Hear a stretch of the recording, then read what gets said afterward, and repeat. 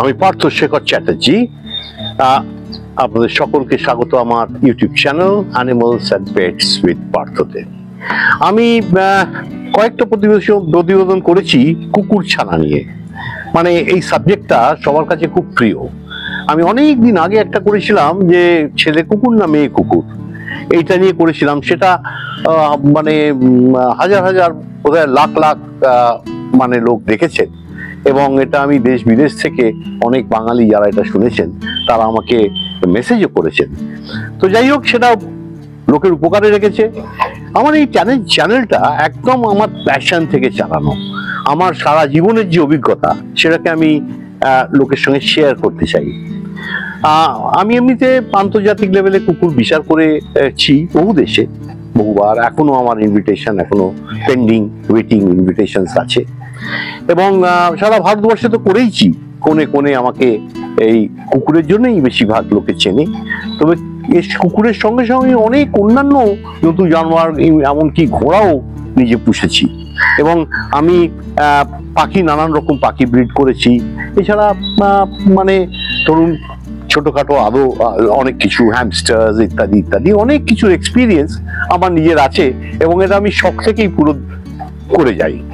যাই হোক, আজকের যে প্রতিবেদন এটা হচ্ছে কুকুর ছানা কি সাপ্লিমেন্ট আর কি ওষুধ খাবে।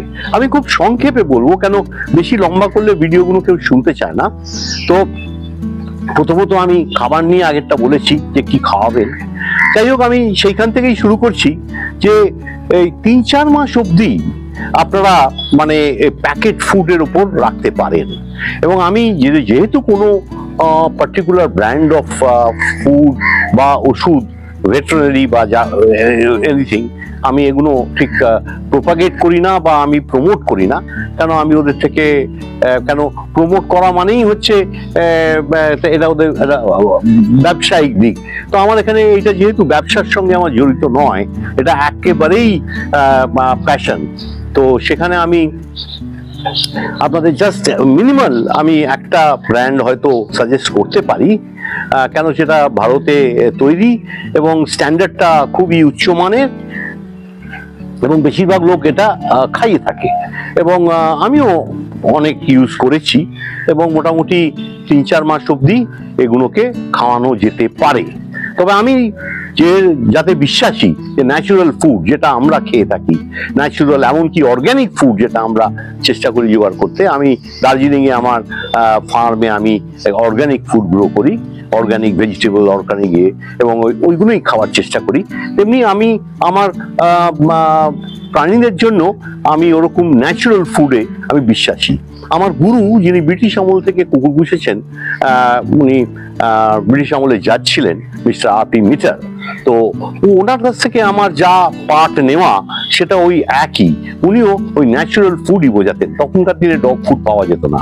তারপর এলো ডগ ফুড, তারপর আস্তে আস্তে সেই ডগ ফুডটা অনেক প্রচার পেয়েছে, এবং কনভিনিয়েন্সের জন্য মানুষ ওটা খাওয়ায়। তবে আমি মানে জোর দিয়ে বলতে পারি ওটা কুকুরের নিশ্চয়ই খুব পছন্দের খাবার হতে পারে না। ওদের যেহেতু ওদের খিদে থাকে এবং ওদের বাঁচবার জন্য খেতে হবে, তাই ওরা ওই একই খাবার, একই ওই বিস্কুটের মতন এক্সট্রুডেড ফুড, মানে মিনারেল ইত্যাদি মেশানো এই খাবারটা ওরা বাধ্যতামূলকভাবেই খায়। এরা যদি ভালোবেসে খায় তা নয়। এবং আমি মানে আমার অভিজ্ঞতা দিয়ে বলছি, হয়তো আমি আপনাদের সায়েন্টিফিক্যালি আপনারা চাইলে নিশ্চয়ই তার প্রমাণ পাবেন। কেন যেহেতু এটা মানুষের জন্য এরকম প্যাকড ফুড আর মানে প্রিজারভেটিভ দেওয়া ফুড ভালো নয়, এটা ওদের জন্যও ভালো হতে পারে না। এবং এর জন্য প্রচুর রোগ এই ছোট্ট স্প্যানে 10-12 বছর 15 বছর ওরা বাঁচে, আমাদের মতন দীর্ঘায়ু নয়। তা সত্ত্বেও ওদের এত রোগ কেন হয় আজকালকার দিনে, যেটা আগে হতো না। তো এগুলো কিন্তু আমার ধারণা এই ক্রমাগত ডগ ফুড খাইয়ে কুকুরকে রাখার জন্য। তাই যাই হোক, আমি তাদের জন্য বলতে চাই যারা ন্যাচুরাল ফুড খাওয়াবেন তারা কি করবেন, তারা কিন্তু একটু ন্যাচুরাল ফুডের সঙ্গে সঙ্গে আপনারা একটু সাপ্লিমেন্টেশন করবেন, ভাইটামিন, মিনারেল ইত্যাদি। সেগুলো হয়তো ফুড থেকে নাও পেতে পারে। হ্যাঁ, আমরাও খেলে, ন্যাচুরাল ফুড খেলেও আমরা আমাদের ডায়েটে সাপ্লিমেন্টেশন করে থাকি। সেটা ঠিক ওষুধ বলবেন না, এটা হচ্ছে ফুড সাপ্লিমেন্ট, এটা হচ্ছে ভিটামিন সাপ্লিমেন্টস। তো এই ভিটামিন সাপ্লিমেন্ট গুলো আপনারা ব্যবহার করতে পারেন। তার মধ্যে কি থাকা উচিত? মাল্টিভিটামিন থাকা উচিত, ক্যালসিয়াম থাকা উচিত, বি কমপ্লেক্স থাকতে পারে এবং কোনো লিভারের ওষুধ থাকতে পারে। এগুলো আমরা যে কম্বিনেশনে আপনারা অনেক হিউম্যান প্রোডাক্ট পাবেন। মানুষের ছোট বাচ্চা হলে মানুষের হিউম্যান বাচ্চাদের যে ওষুধ দেওয়া, যে সাপ্লিমেন্ট গুলো দেওয়া হয় সেগুলো দিতে পারেন। অ্যাডাল্ট হলে অনেক এরকম মাল্টিভিটামিন ট্যাবলেট হতে পারে, আপনি সেগুলোও খাওয়াতে পারেন। আমি তো একদম সরকারি মানে জন ঔষধালয়, যেটা প্রধানমন্ত্রী জন ঔষধালয়, সেখান থেকে আমি ওষুধ কিনি এবং সেটা খাওয়াই খুবই ভালো রেজাল্ট। আমি তো সেই ওষুধ খাইয়ে থাকি। তাই মানে অনেক দামের পার্থক্য নিশ্চয়ই থাকে। হয়তো বলতে পারেন আমি সস্তার জন্য করি, কিন্তু আমি সস্তার সঙ্গে সঙ্গে একটু কোয়ালিটিটাও আমার কাছে ইম্পর্টেন্ট, যে কারণে আমি কষ্ট করে ওখানে যাই এবং আমি ওদের জন্য এবং আমার নিজের জন্য ওই ওষুধ জোগাড় করি। নয় যে আমি আলাদা ওষুধ খাই, আমিও ওই ওষুধই খাই। তাই এটা আপনাকে সাজেস্ট করলাম। এবার আপনি যেখান থেকে খুশি কিনতে পারেন এবং এগুলো পরবর্তীকালে আমি বলতে পারি কিরম ডোসেজ ইত্যাদি, আমি ডিটেলসে আসবো। এরপর আসছে সাধারণ মেডিসিন। ছোট বাচ্চার নানান রকম প্রবলেম হতে পারে। আপনি ওভারফিট করলে তার একটু ইনডাইজেশন হতে পারে। তখন ওই হলে আপনারা কি দেবেন? এই ধরুন একটু কি বলে এনজাইম রাখবেন, বা একটু ডিজিটন বলে একটা ড্রপ পাওয়া যায় ভেটেরিনারি, সেটাও খুব উপকারে লাগে, সেটাও দিতে পারেন। এগুলো মোটামুটি আয়ুর্বেদিক, এনজাইমটা যদিও আয়ুর্বেদিক নয়, কিন্তু যাই হোক আপনারা এইগুলো করতে পারেন। এবং সাপ্লিমেন্টেশনটা বিশেষভাবে প্রয়োজন, কেন আপনাদের আগেও বলেছি যে কুকুরের বাচ্চার গ্রোথ পিরিয়ডটা কিন্তু ওই 7, 8, 9 মাসে যেই ওরা পুবার্টি পেয়ে যায়, তখনই কিন্তু মেন গ্রোথ এটা আটকে যায় এবং তখন খুবই মিনিমাল গ্রোথ, কেন তখন তারা রিপ্রোডাকশনে করার ক্ষমতা তাদের মধ্যে এসে যায়, কি মেল কি ফিমেল। তাই জন্যে আপনাদের এই টাইমটার মধ্যে ওকে প্রচুর পরিমাণ প্রোটিন দিতে হবে, যাতে তার গ্রোথটা যতটা ম্যাক্সিমাম তার ব্লাড লাইন অনুযায়ী মানে পাওয়া যায়, তার বোন গ্রোথ বা সাইজের গ্রোথ বা বিভিন্ন স্কেলিটাল গ্রোথ, যেগুলো অ্যাকচুয়ালি স্কেলিটাল ফর্মেশনের টাইম তো ওই টাইমটাই, তো ওই স্কেলিটাল গ্রোথটা ওই টাইমে কমপ্লিট হয়ে যায়। তো ওই টাইমের জন্য আপনাদের খুব মানে ভালো রকম নিউট্রিশিয়াস ফুড, নিউট্রিশিয়াস ডায়েট একদম দেওয়া দরকার।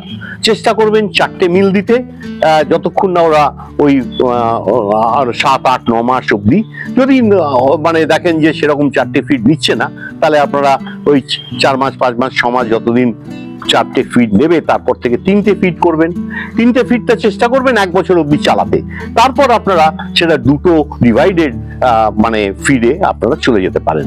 কেন তখন হচ্ছে কি একটা মেনটেনেন্স ডায়েটে এসে যাচ্ছে, তখন ওদের অতটা তাড়াতাড়ি খাওয়ালে ওদের খিদে হবে না। তো একই ফুডকে আপনি মাংস ভাতই যদি খাওয়ান, আমি স্ট্যান্ডার্ড একটা বলছি, বা ডালিয়া বা মাংস বা হোয়াট এভার কোনো মিলেট যে কোনো দিতে পারেন, যেগুলো মনে করবেন হেলদি এবং ওকে দেওয়া প্রয়োজন, তাহলে দিতে পারেন। তার সঙ্গে যে কোনো মানে মাংস, আমি বলবো ওরা মাংসাশী, তো ওদের 4টে ক্যানাইন টিথ আছে। মাংস ছেঁড়ার জন্য ভগবান ওদের ওই 4টে দাঁত দিয়েছে, যে ওরা মাংসটা ছিঁড়ে খাবে বলে। তো ওদের মাংসই মানে ওদের সিস্টেমটাও, ওদের মানে ইন্টেস্টিনাল সিস্টেমটাও, ডাইজেস্টিভ সিস্টেমটাও কিন্তু মাংস খাওয়ার জন্যই তৈরি, যেমন বাঘের। তাহলে হ্যাঁ, মানে ওইটাই যদি আপনি মানে তৃণভোজী হয় গরু বা ইত্যাদি, তাদের কিন্তু ডিফারেন্ট স্ট্রাকচার মানে ইন্টারনাল স্ট্রাকচার হয়। হ্যাঁ, কেন সেগুলো মানে পর্যাপ্ত থাকে ওই ঘাস পাতা ইত্যাদি ডাইজেস্ট করার জন্য। যাই হোক, তো মাংস পরিমাণটা যথেষ্ট দেবেন খুব।